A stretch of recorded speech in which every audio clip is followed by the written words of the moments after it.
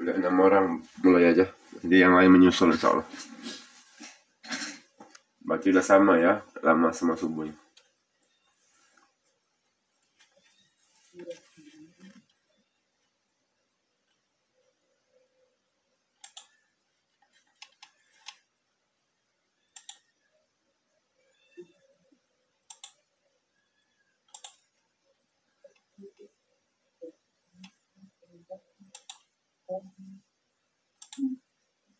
Pak ya? Iya Pak, ya Ustaz.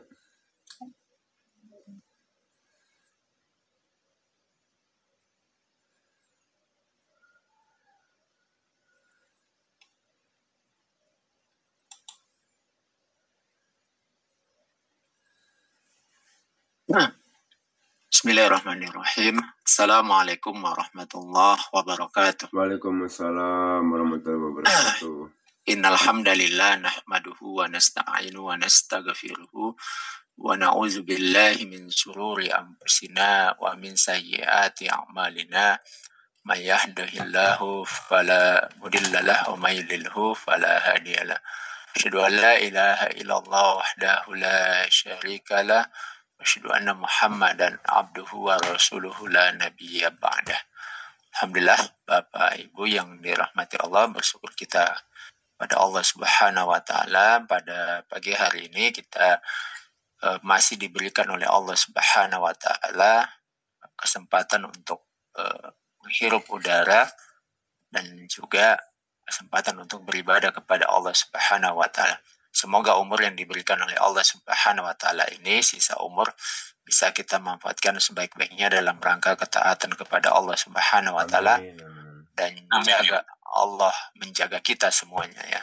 Tetap dalam ketaatan sampai dengan Allah memanggil kita.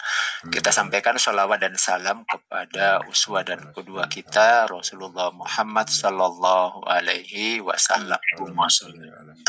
Kita banyak bersolawat ya, terutama di hari ini, hari Jumat. Kita disunnahkan untuk memperbanyak sholawat kepada Rasulullah Muhammad sallallahu alaihi wasallam. Nah, tentunya tidak cukup hanya dengan bersolawat, tapi juga kita harus menumbuhkan rasa cinta kita kepada Rasulullah. Jadi almar'u ma'aman ahabba. Seseorang itu akan bersama dengan orang yang dicintainya. Semoga dengan mencintai Nabi Sallallahu Alaihi Wasallam kita akan dikumpulkan oleh Allah Subhanahu Wa Taala bersama Rasulullah Muhammad Sallallahu Alaihi Wasallam. Mencintai Nabi tentu saja adalah mencintai syariat yang dibawa oleh Rasulullah, mencintai ajaran yang dibawa oleh Rasulullah Sallallahu Alaihi Wasallam. Nah, di antara syariat yang dibawa oleh Rasulullah Sallallahu Alaihi Wasallam itu tentu saja adalah seluruh hukum-hukum yang ada di dalam syariat Islam. Pagi hari ini kita akan membahas satu di antara hukum-hukum tersebut, yaitu mengenai tentang rohan atau tentang gadai ya. Nah, apa itu rohan atau gadai kalau dalam bahasa Indonesia? Secara bahasa arwahnu fil lugati as-subutu wan nadamu ya. Jadi secara bahasa rohan ya, gadai itu artinya as-subutu. As-subutu itu artinya tetap. Kemudian wadawamu, sesuatu yang terus menerus ada atau sesuatu yang langgeng ya, itu adalah wadawam ya. Sehingga arrohnu itu makna bahasanya adalah as-subut wadawam, sesuatu yang tetap atau sesuatu yang terus menerus ada dan langgeng ya. Nah, adapun secara hukum syariah ya, arrohnu fi syar'i huwa al-malul lazi yuj'alu wasiqatan biddaini ya. Jadi rohon secara bahasa itu adalah harta yang dijadikan sebagai wasiqah ya. Wasiqah itu artinya kepercayaan. ya, yang dijadikan sebagai wasikoh atau kepercayaan biddain, terhadap utang, ya, terhadap suatu hutang, yang disebutkan dengan dain. Liyustawfa fi samanihi in ta'azzara istifa'uhu mimman huwa alai, ya, yang harganya itu digunakan untuk melunasi hutang jika orang yang berhutang kesulitan dalam membayarnya. Itu disebut dengan rohan, ya, atau gadai. Nah, kenapa seseorang menggadaikan suatu barang itu karena ada utang yang kemudian yang memberi utang itu mungkin tidak akan memberikan utangan kalau tidak ada jaminan, ya, tidak ada jaminan terhadap utangnya, maka kemudian ada barang yang dijadikan sebagai jaminan. Barang yang dijadikan sebagai jaminan itulah dikatakan digadaikan atau tergadai dengan utangnya tersebut. Nah, bagaimana hukumnya? Hukumnya itu adalah jaiz, ya. Nah, apa yang disebut dengan wasikoh atau jaminan? Contohnya A berutang kepada B, ya, sebesar 10 juta. Nah, kemudian A menyerahkan sebuah jaminan. Nah, apa itu? Adalah sepeda motor, ya. Jadi sepeda motor itu menjadi jaminan A kepada B terhadap utang yang diberikan oleh B, ya. Jadi B menyerahkan uang kepada A kemudian menyerahkan sepeda motor kepada B, ya. Tetapi penyerahan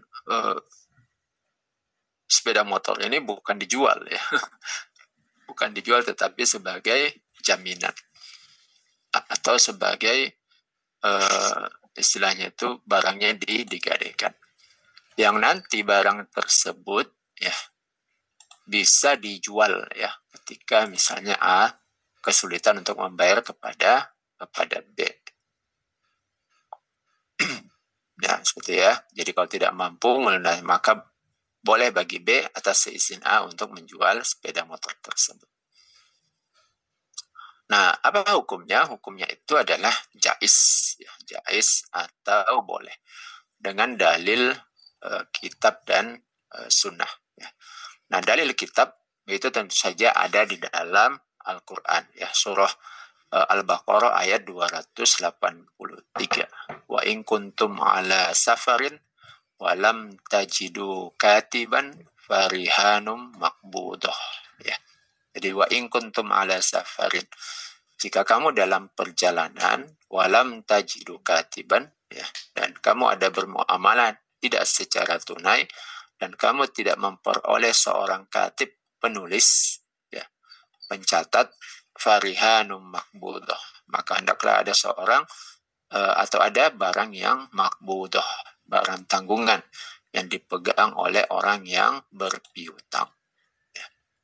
Nah, rihanum makbudah, barang tanggungan inilah yang kemudian nanti dijual, ya, ketika dia tidak mampu melunasi daripada utangnya. Nah, apa rukunnya? Rukun dan syarat daripada rohan atau gada itu, yang pertama, dua pihak yang melakukan transaksi, ya. Jadi kalau sama dengan jual beli, yang pertama ada dua orang yang atau dua orang, ya, yang melakukan transaksi. Kalau jual beli tentu saja antara penjual dan pembeli, ya. Kalau akad sewa antara penyewa dengan yang menyewa. Kalau akadnya ijarah antara ajir dan mustajir atau antara pekerja dengan majikan. Nah, kalau rohan tentu saja antara rohin, ya, pemberi gadai, dan murtahin yang menerima gadai. Jadi rohin ini adalah orang yang menggadaikan barangnya, ya, rohin. Nah, dia yang menerima uang yang berutang. Sementara murtahin orang yang menerima barang gadai, ya. Dia yang minjamkan uang, ya, kalau murtahin ini. Nah, apa syaratnya? Syaratnya itu adalah mempunyai ahliyat tasarruf, ya. Ahli tasarruf artinya memiliki kemampuan untuk mengelola harta, ya. Nah, kita sudah bahas bahwa ahli tasarruf itu adalah dia sudah balik, ya, sudah balik, lalu kemudian dia sehat secara akal dan bukanlah orang yang maksudnya itu dihijir. Dihijir itu artinya orang yang terlarang dari mengelola harta, ya. Misalnya orang yang suka menghambur-hamburkan harta, atau orang yang kemudian, mohon maaf, sering mengeluarkan harta untuk keperluan terlarang atau yang haram, ya. Itu adalah orang-orang yang disebut dengan dihijir, ya. Dicegah dari memanfaatkan harta. Kemudian yang kedua adalah marhun. Marhun itu adalah objek yang atau barang yang digadaikan, atau rohan, ya, barang gadainya. Nah, syaratnya itu haruslah berupa ain, barang yang sah untuk dijual belikan. Nah, itu ya. Jadi kita sudah bahas bahwa ini kan ceritanya rohin berhutang kepada murtahin, ya, sehingga karena dia berhutang, dia menggadaikan barangnya, maka barang itu nanti menjadi jaminan, sehingga barangnya itu harus memiliki harga, ya, karena akan dipakai sebagai pengganti daripada utang ketika dia tidak mampu membayarnya. Sehingga barangnya itu haruslah sesuatu yang sah untuk dijual belikan. Jadi kaidah fikihnya, kullu ainin jaza bai'uhu jaza rohnuhu, ya. Jadi setiap barang yang boleh diperjualbelikan maka boleh juga digadaikan, ya. Kita sudah bahas syarat-syarat barang yang boleh diperjualbelikan itu banyak, ya. Kita sudah bahas, di antaranya barangnya haruslah barang yang tidak najis, ya. Kemudian barangnya itu sesuatu yang jelas, ya, sesuatu yang jelas. Dan dalam arti sesuatu yang jelas itu misalnya dia mengatakan sapi misalnya, atau kerbau, ya. Nah, tapi barangnya harus nampak. Jadi tidak boleh mengatakan sapi yang lagi ada di hutan. Karena kan banyak orang punya sapi tapi dilepaskan di hutan gitu, atau tidak dikandangkan, ya. Jadi kalau hanya mengatakan seperti itu belum jelas, maka harus diambil dulu barangnya, misalnya ditaruh dulu di kandang baru ditunjukkan ini loh barangnya. Jadi bukan sesuatu yang goib. Nah, kemudian berikutnya ada marhun bihi. Marhun bihi itu adalah sesuatu yang dijamin oleh barang gadai, yaitu berupa utang. Nah, utang ini adalah berupa ad-dain, ya. Nah, di sini disebutkan yang menjadi sesuatu yang dijamin itu adalah ad-dain. Ya, jadi kita sudah bahas bahwa ad-dain itu adalah utang yang terdiri dari 3 macam, ya. Jadi ad-dain itu adalah hutang yang terdiri dari 3 macam. Nah, apa itu? Yang pertama, hutang yang terjadi karena sebab akad yang belum selesai, ya. Jadi kalau ada akad itu ada yang belum selesai, misalnya jual beli, ya, jual beli secara kredit, itu kan akadnya jual beli. Atau misalnya sewa, ya, sewa rumah, nyewa rumah misalnya 10 juta. Lalu kemudian dia baru bayar, anggap aja 5 juta. Nah, 5 jutanya itu adalah utang. Itu berarti utangnya itu muncul karena akad, ya, akad menyewa. Atau bisa juga kena akad ijaro, akad karena bekerja. Ya, dia bekerja kepada seseorang yang dijanjikan, misalnya dia tukang, ya, tukang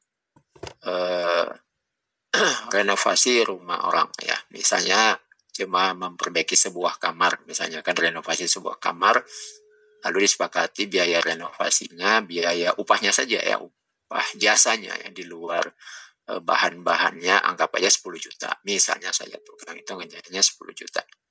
Nah, pemilik rumah baru punya duit 7 juta ya, sisa 3 juta. Maka 3 jutanya itu adalah hutang, tapi masuk ke dalam dain, yaitu hutang karena ada akad yang belum selesai. Nah, apa akadnya? Akadnya adalah akadnya adalah ijarah ya. Nah itu masuk ke dalam dain, maka boleh ada jaminan di dalamnya ya, boleh jaminan di dalamnya. Nah itu ya dain. Kemudian yang kedua, dain itu adalah hutang karena itlaf. Itlaf itu karena merusak barang orang. Misalnya di jalan ya kan, di jalan senggolan mobil ya, nyenggol mobil. Kemudian kaca spionnya lepas. Nah si pemilik mobil minta diganti. Yang menyenggol rupanya belum ada duit. Nah kemudian si pemilik mobil minta jaminan ya. Nah dijaminkan apa? Dijaminkan adalah sesuatu yang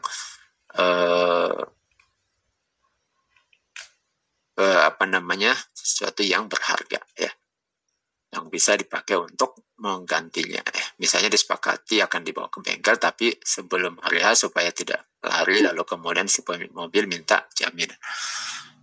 Maka ya, jaminan yang diminta itu adalah rahan ya, adalah penggadaian barang. Dan itu boleh karena memang termasuk merusak barang itu termasuk hutang yang masuk ke dalam dain ya. Kemudian yang terakhir, hutang itu, dain itu masuklah ke dalamnya disebut dengan qard ya, meminjam duit ya. Jadi itu qard ya. Nah apa syarat hutangnya? Hutangnya itu adalah sudah menjadi kewajiban rohin, membergadai ya, artinya sudah terwujud. Sebab hutang misalnya jual beli secara hutang ya. Jadi bukan sesuatu yang baru dijanjikan ya. Jadi kalau hutangnya belum terwujud ya, baru akan berhutang, maka berarti belum ada dain ya, belum ada qard di dalamnya, sehingga tentu saja rohannya juga belum ada. Kemudian yang kedua, hutang memungkinkan untuk dilunasi dan hutang diketahui dengan jelas maklum ya, baik angkanya dan seterusnya ya, seperti itu.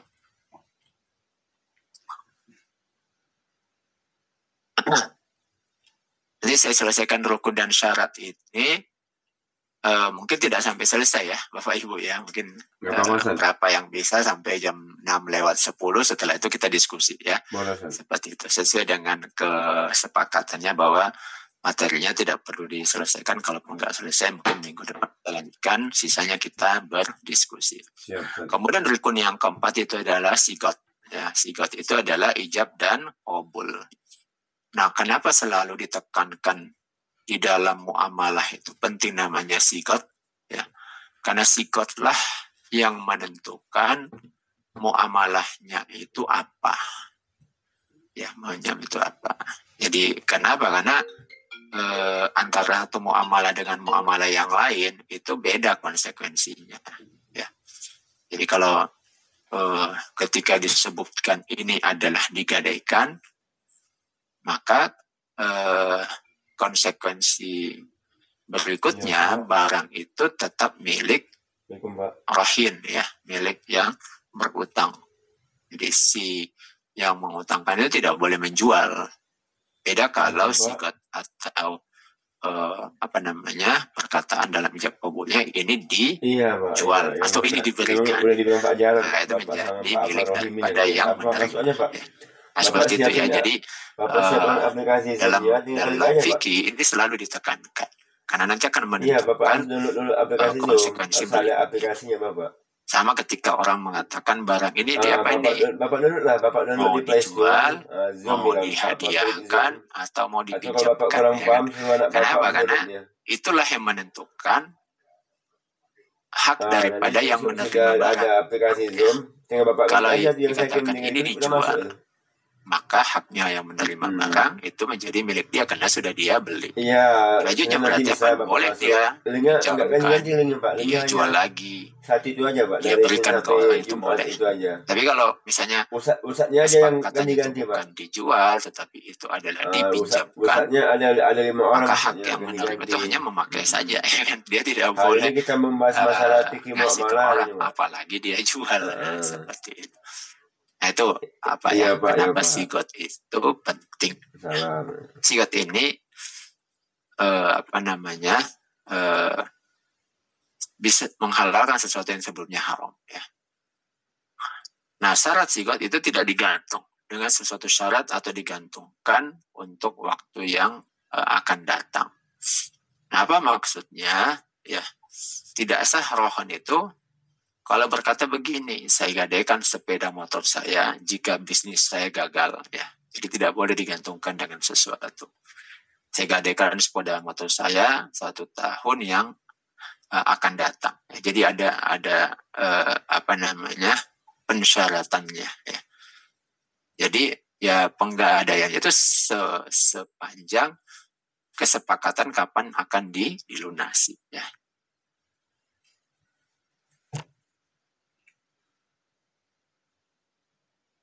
Kemudian ada namanya syarat luzum. Itu adalah al-qabdu. Adalah syarat agar akad bersifat mengikat. Yaitu adanya al-qabdu, penerimaan barang gade oleh murtahin. Jadi seperti itu ya. Wa in kuntum ala safarin walam tajidu katiban farihanung maqbudah. Jika kamu dalam perjalanan dan bermuamalah tidak secara tunai, sedangkan kamu tidak memperoleh seorang penulis, maka hendaklah ada barang tanggungan rohan yang dipegang oleh orang yang berpiutang. Nah, seperti itu. Oke, baik Bapak Ibu yang dirahmati Allah, mungkin materinya di sini dulu ya, supaya kita bisa ada waktu untuk berdiskusi ya, ada waktu untuk berdiskusi tentang materi ini. Baik, Bos. Oke, saya kembalikan dulu ke Pak Pakar ya. Baik, Bos. Pakar aja yang jadi moderator. Siap. Untuk diskusinya. Ya silakan Bapak Ibu. Ya. Silakan Pak Pakar. Baik ya Bapak, ini sudah mulai ada pertanyaan dari Bang Reja nih Ustaz. Ustaz bisa baca di laptopnya? Atau saya baca kan? Sorry ya. Ada dari Bang Reja Mas. Ya, oke, baik. Ustaz, kalau beli mobil melalui bank syariah, apakah masih ada unsur ribanya? Apakah sama seperti leasing? Dan kalau tidak ada uang cash, solusi untuk membeli mobil secara kredit, apakah ada yang benar sesuai syariah untuk zaman sekarang? Apa solusinya dalam Islam?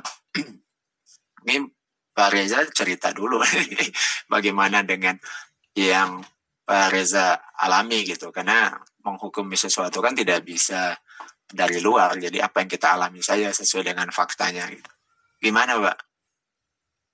Kalau Bapak beli melalui bank syariah, gimana faktanya? Kalau bank syariah saya lihat belum pernah sih saya. Saya masih lihat brosurnya gitu. Banyak akad-akadnya yang apa ya kan. Ya berarti kita nggak boleh semua menghukuminya gitu. Harus dilihat dulu akadnya saya. Iya gitu. Jadi sebenarnya begini kan, sebenarnya mekanisme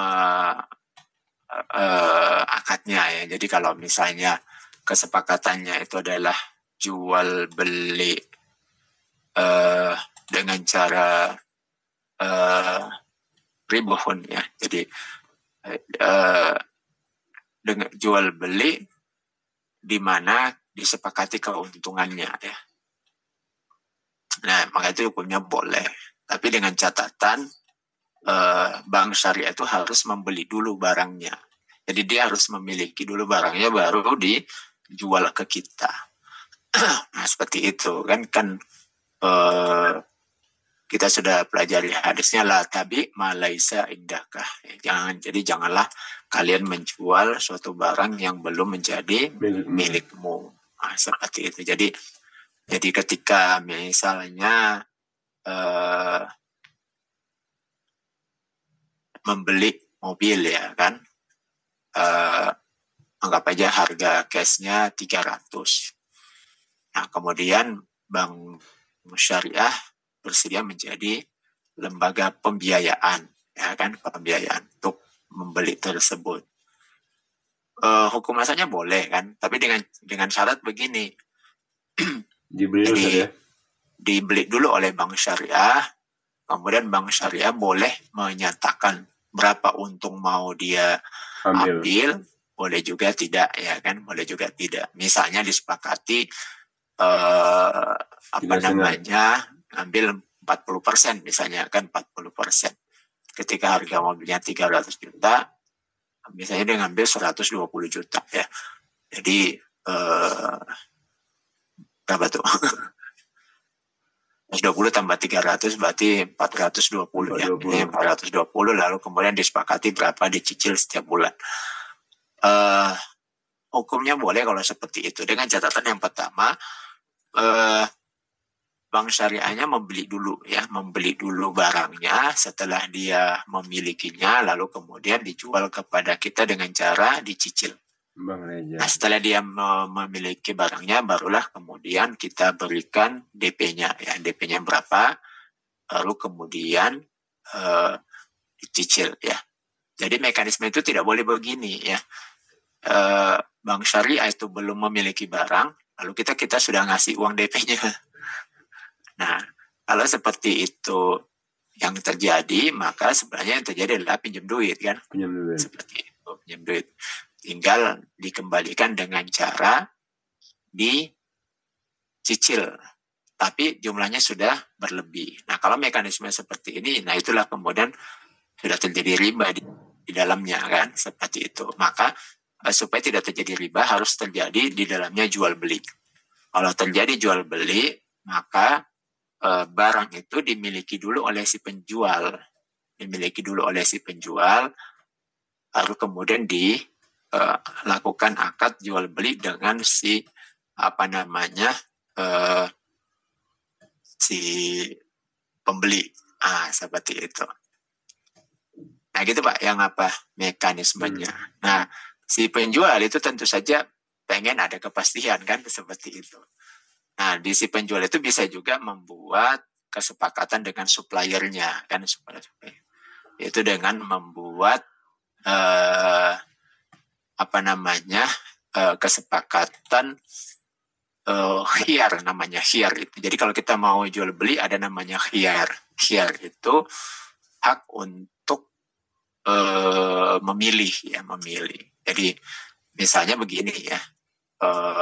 Yang menjual ini ada suppliernya itu adalah kenalan dia, showroom mobil misalnya kan, dia bisa buat kesepakatan hak khiyar, misalnya ada karena dia sudah biasa ya mengkreditkan mobil, maka dia bisa buat hak khiyar, misalnya mobilnya itu dia ambil tetapi hak khiyarnya selama 1 minggu misalnya kan, 1 minggu hak memilihnya. Artinya dia mau jual lagi mobil itu, kalau tidak ada pembelinya boleh dikembalikan dalam waktu 1 minggu, diambil lagi uangnya. Itu boleh juga hukumnya begitu. Namanya hak khiyar dalam Islam. Itu bisa dilakukan oleh orang yang mengkreditkan barang-barang ya. Jadi misalnya ada orang yang suka mengkreditkan TV ya kan, TV, kulkas atau barang-barang rumah tangga lah ya, furniture.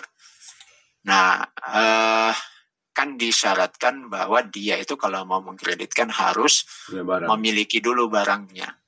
Maka boleh dia datang ke toko, ya misalnya dia bilang, saya beli kulkas ya misalnya kan, kulkas ini saya beli tapi saya mau jual lagi ya, mau saya kreditkan ke orang. Nah, tetapi ini yang beli baru janji mau beli ya kan, janji mau beli.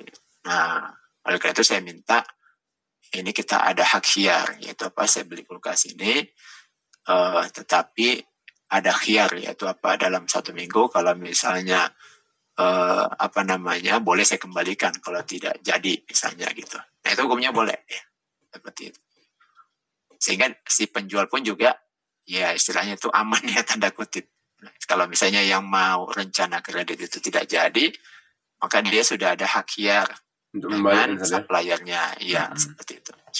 Yang penting dia barangnya tidak rusak kan, tidak rusak, dan juga ya belum diapa-apain lah istilahnya. Masih aman, masih bagus ya. Iya, Seperti itu. Begitu Bang Reza ya. Ya, jadi kalau ditanya apa solusinya, jawabnya solusinya seperti tadi itu. Itu biasanya apa? Di bank syariah pakai akad murabahah gitu.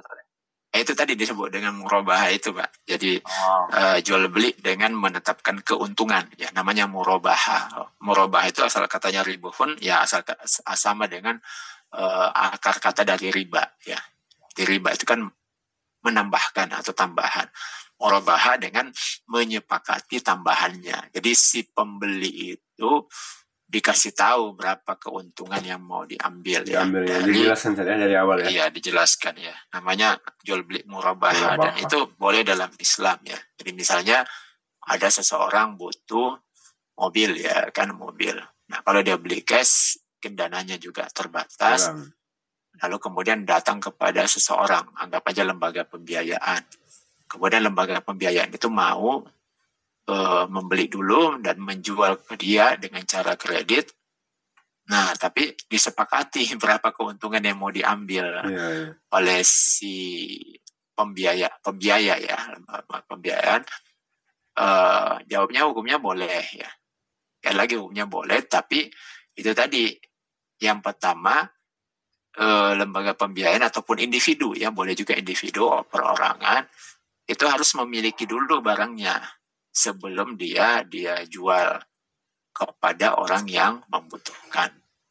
Nah, kemudian yang orang yang membutuhkan ini menyerahkan uangnya itu setelah si lembaga pembiayaan tadi itu atau orang yang menjual itu memiliki barangnya. Jadi tidak boleh dia baru mau beli mobil, ya, kemudian yang lembaga pembiayaan itu belum punya mobilnya juga, dia sudah nyetorkan DP-nya gitu. Nah, seperti itu. Nggak boleh. Nah, itu uang itu kemudian dijadikan modal oleh si pemberi kredit, ya kan, untuk kemudian menjadi DP lagi ke supplier dia. Nah, kalau seperti ini, berarti faktanya sebenarnya bukan jual beli, tapi dia pinjam uang, kan, seperti itu.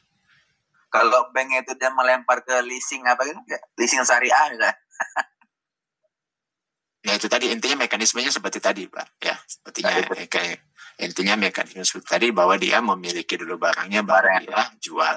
Nah, gitu. Nanti Bapak perhatikan aja ya dan tanya-tanya gitu. Seperti itu. Bang Reza harus ikut menjelaskan Bang nanti sama yang pihak itu. Kalau nanti Bang Reza mau beli, Pak aku mau beli mobil Pajero, katanya minta DP Bang Reza, nggak bisa, haram. Bapak beli dulu bilang, nanti Bapak sudah ada mobilnya, baru saya kasih DP ke Bapak gitu. Apa mau bank itu? Ya ajak diskusi Bang. Ya syar'inya kan begitu, Pak. Jadi itu betulin bisnis prosesnya betulin.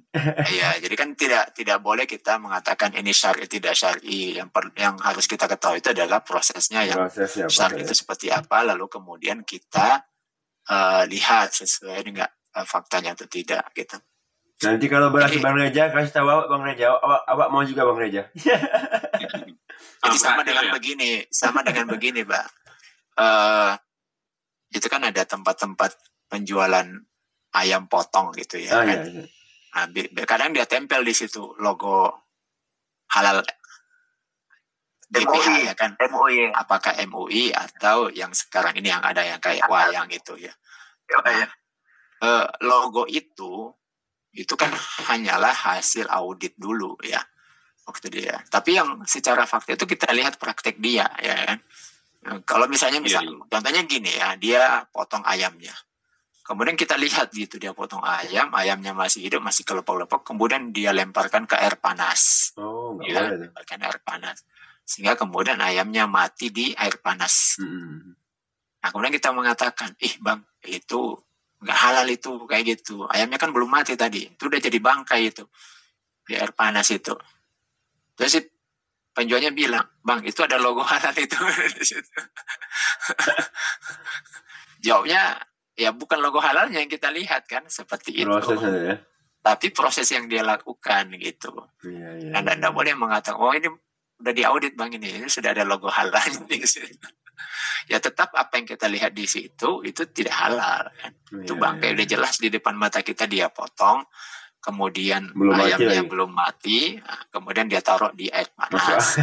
Masuk air. Itu di air panas kelepek-kelepek mati, lepas bulunya baru dia cabut, baru dia Potong. lepaskan bulu-bulunya semua, baru dia potong-potong. Nggak Ya sudah boleh. jelas itu fix ya kan, bahwa apa yang di depan mata kita ini bangkai gitu, jadi Iya, tidak iya. halal untuk dimakan.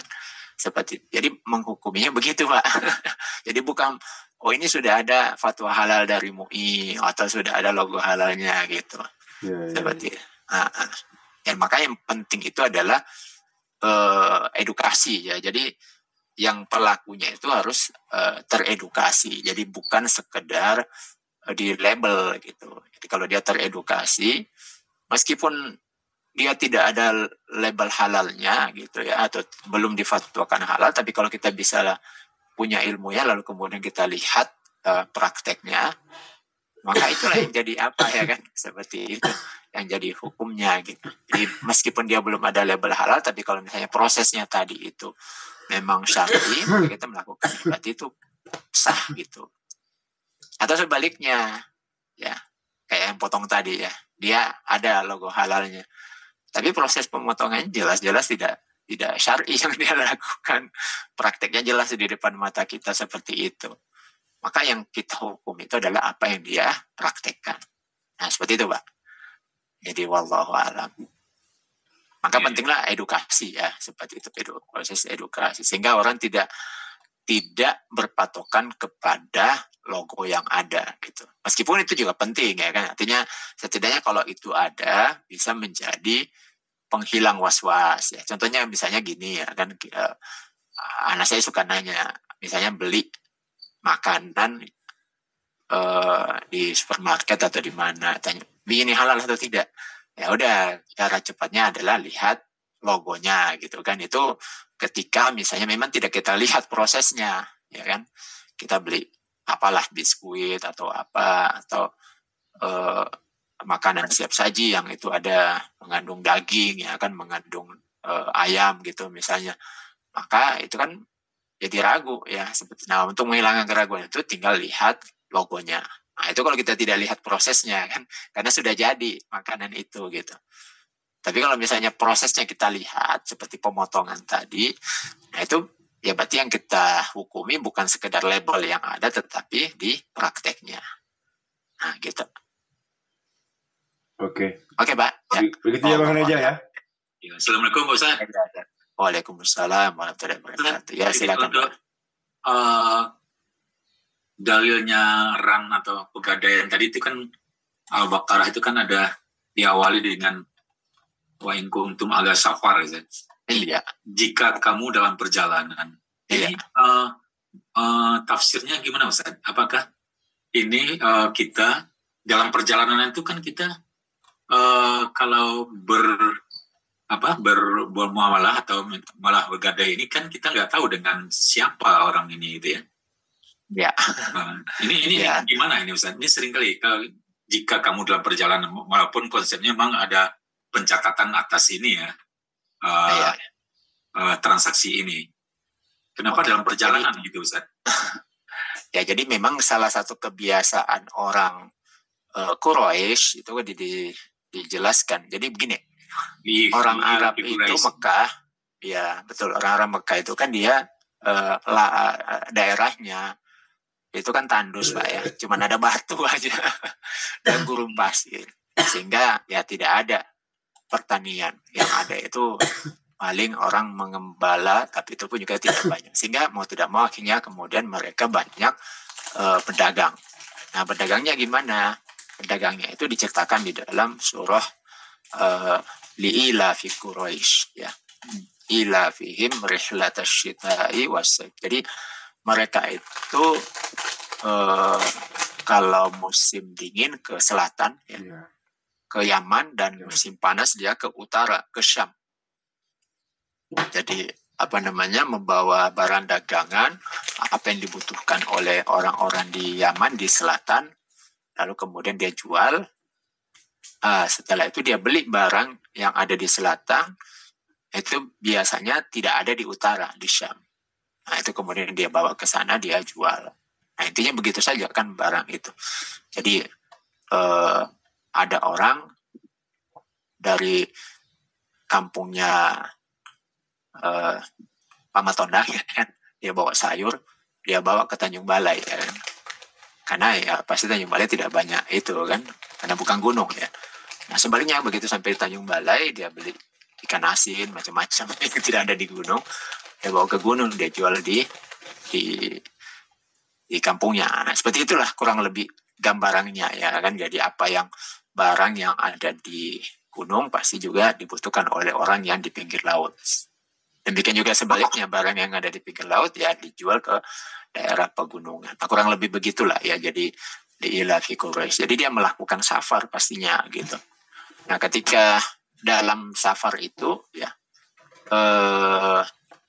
ada transaksi yang kemudian tidak tunai. Masih ada utang, masih ada apa ya, maksudnya baru dibayar sebagian. Nah, tentu saja yang melakukan transaksi itu ya istilahnya butuh jaminan. Nah, bagaimana butuh jaminannya? Boleh dengan cara yang pertama, kalau sudah sering bermuamalah, ya maka dicatat. Nah, dahulu orang apa itu kan disebut dengan umi, Pak ya.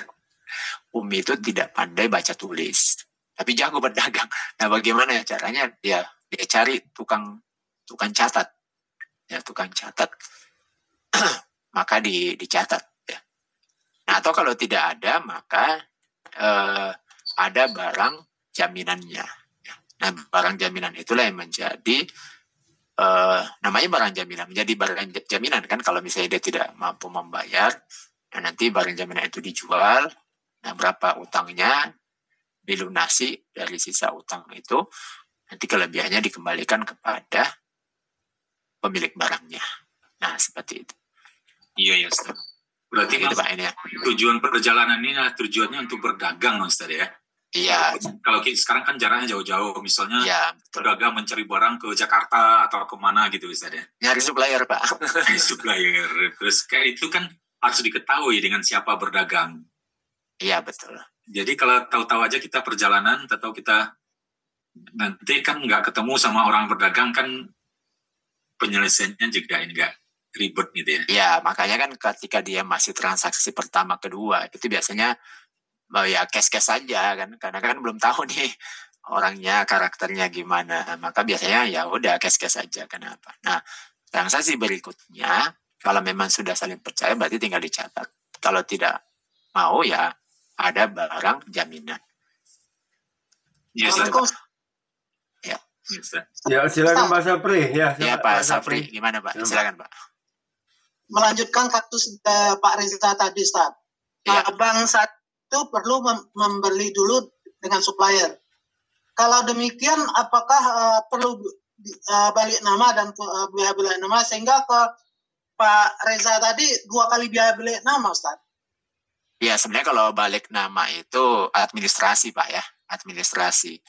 Nah, boleh saja supaya tidak, karena masalahnya begini, balik nama itu sekarang itu kan ada biaya administrasi dan lain sebagainya. Nah, kalau untuk balik namanya boleh diaturlah secara administrasi. Yang penting fakta jual belinya saja, Pak, secara fikihnya saja. Jadi sudah terjadi jual beli, mungkin antara penjual dengan pembeli, baru kemudian si pembeli menjual kepada si ke Pak Rezanya. Jadi misalnya begini, banknya itu membeli kepada showroom, kemudian setelah dimiliki oleh bank langsung kemudian dijual kepada Pak Reza. Nah, nanti tinggal balik namanya, mungkin tinggal langsung aja dari, nah itu kan berarti sudah sah jual belinya. Tinggal berikutnya adalah bagaimana administrasi misalnya BPKB dan STNK-nya. Nah, BPKB dan STNK-nya itu kan tinggal secara administrasi saja ya. Yang apa namanya, ya tinggal dibalik namakan aja langsung bahwa itu sudah menjadi milik daripada Pak Reza gitu. Nah itu Pak ininya, yang penting secara syar'i jual belinya ya sudah selesai gitu. Nah gitu. Berarti boleh Pak Sapri tinggal mengurus administrasi aja itu tinggal berarti. Jadi bank memiliki itu tidak perlu harus balik nama atas nama bank ya? Enggak juga Pak. Yang penting secara syar'i terjadi jual beli ya. Jadi disebut jual beli itu kan dia mengatakan saya beli, ya kan, saya beli barang ini, lalu kemudian dia serahkan harga, ya seperti itu. Berarti itu sudah terjadi. Ya. Kalau sudah sah menjadi milik dia, baru kemudian dia jual gitu. Dan itu bisa dilakukan secara individu, Pak, ya. Ya, tukang-tukang kredit itu kan banyak gitu, yang individu, ya kan, banyak dilakukan oleh masyarakat. Dia menjadi membuat jasa kredit kepada orang lain. Nah, boleh tuh dia beli lalu kemudian dia jual ke orang lain, sepeda motor misalnya. Nah, nanti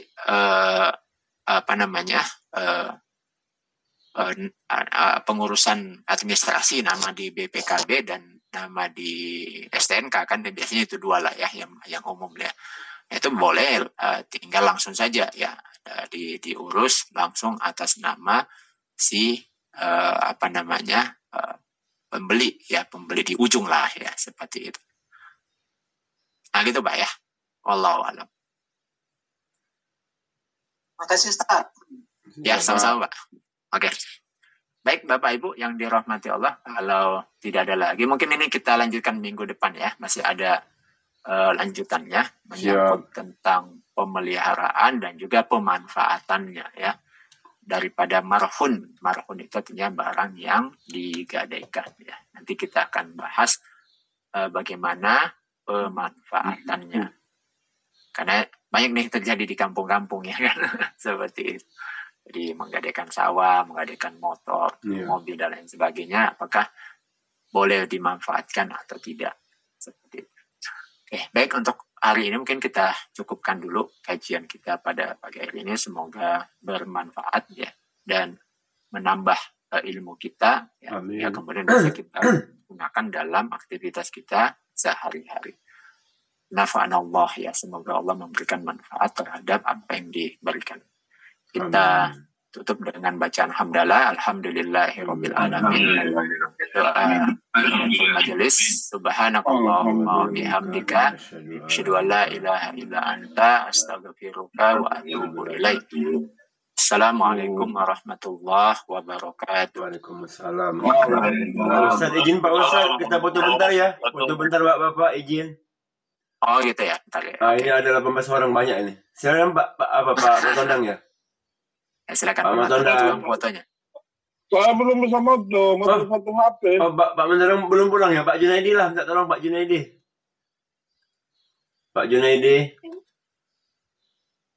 Siapa yang tuh Pak Sapi itu, siapa lah yang bisa? Saya nggak bisa. Nampaknya laptop lah. Coba Pak Junaidi lah, Pak Junaidi, izin Pak Junaidi. Ya buka kamera Bapak sebentar, saya buka kameranya. Bentar aja. Mana Pak Junaidinya? Pak Junaidi, boleh Pak Junaidi atau Pak Sapri atau siapalah. Saya udah screen nih. Coba Pak Junaidi. Ya, di print screen aja lah. Boleh ya. Oh, foto Bapak belum keluar itu. Oh, ini ya, udah ada foto Bapak. Iya. Oke ya, ayo semuanya yang bisa buka-buka, yang nggak bisa ya sudah. Oh, Pak Matondang masih di kampung ya. Oke, udah semua, Pak Junaidi udah semua. Ayo, 1, 2. Udah Pak Junaidi, udah siap? Sebentar. Belum.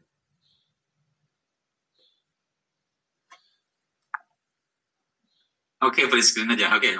Oh, udah siap, udah, oke. Iya. Oke, makasih ya Bapak-bapak semuanya. Iya.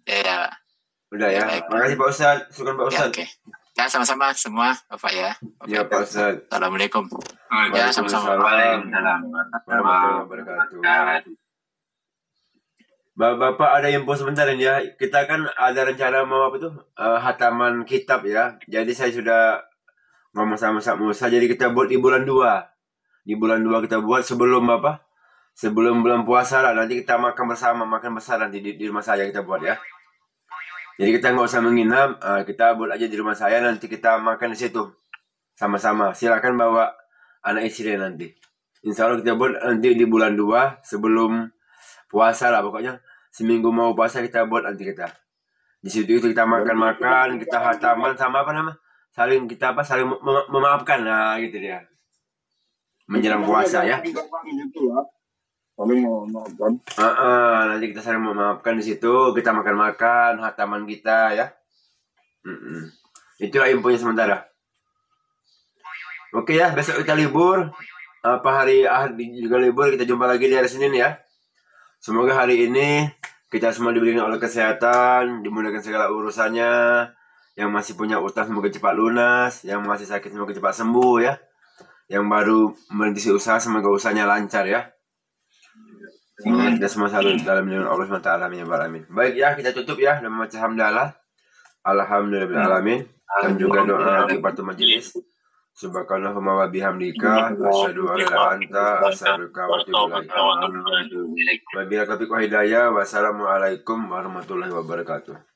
Waalaikumsalam warahmatullahi wabarakatuh. Ya, oke semuanya, semangat kita istiqomah terus ya. Salam sukses, Allahu Akbar. Allahu Akbar.